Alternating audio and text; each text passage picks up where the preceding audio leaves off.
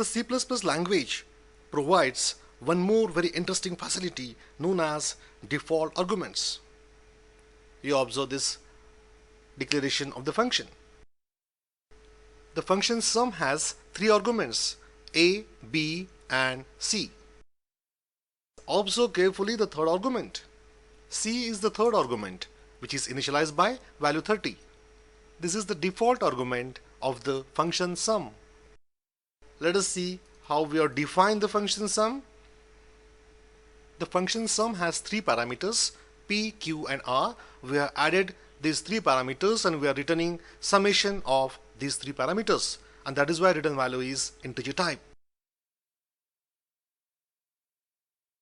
Let us observe this particular statement of the program. Sum a comma b. This is a very important statement in this program.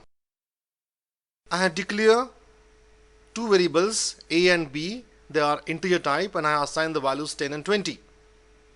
And I am calling the function with the help of these two variables a and b. Observe carefully, the third argument is missing. At the time of declaration of the function, I have mentioned three arguments. While calling the function, I have supplied only two arguments, a and b. So third argument is a default argument.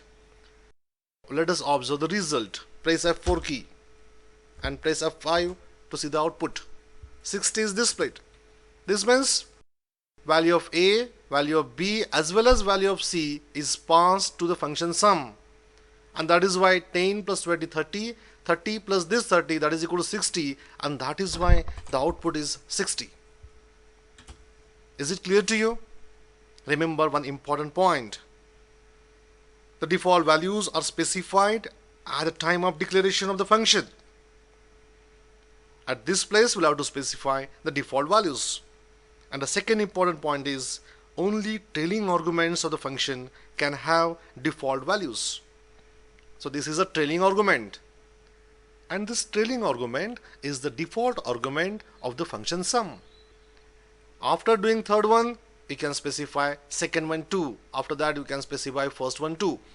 But in between, say integer b, this cannot have a default value.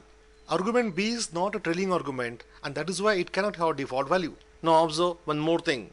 Though the function has default argument, we can pass explicitly the different value to the default argument. That is why in second call to the function sum, I specified a, b, 50. Let us see the output.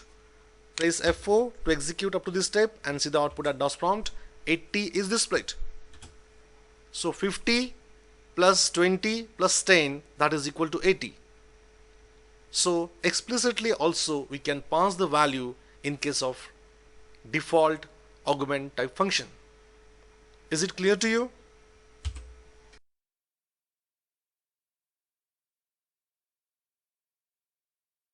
I have changed the program. I declare the variables a and c. Now b is the default argument of the function sum. I assign a value 70 to this one. I am calling the function sum with the arguments a and c. Value of a is 10 and value of c is 20. I told you that only trailing arguments can be default argument. Let us compile this program. Press F9 key. You see, the compiler has flashed two errors. What are those errors? Default value missing following parameter b. This means this is not permitted in C++. Only trailing argument can have default values. Is it clear?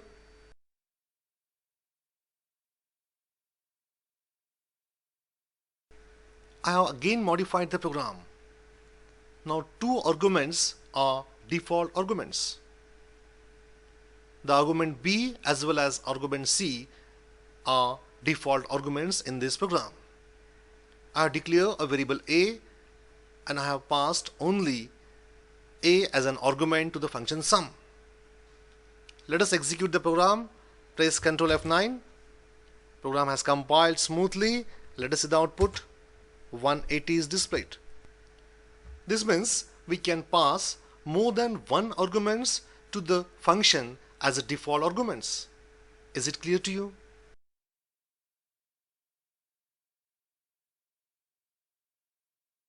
What is the advantage of this new facility in C++, namely default arguments? Let us discuss this issue in detail. You see, if few arguments of the function have fixed values like rate of interest in the bank, then those arguments can be declared as default arguments. Is it clear? Now, second use of this one, new parameters can be added to the existing functions using this facility.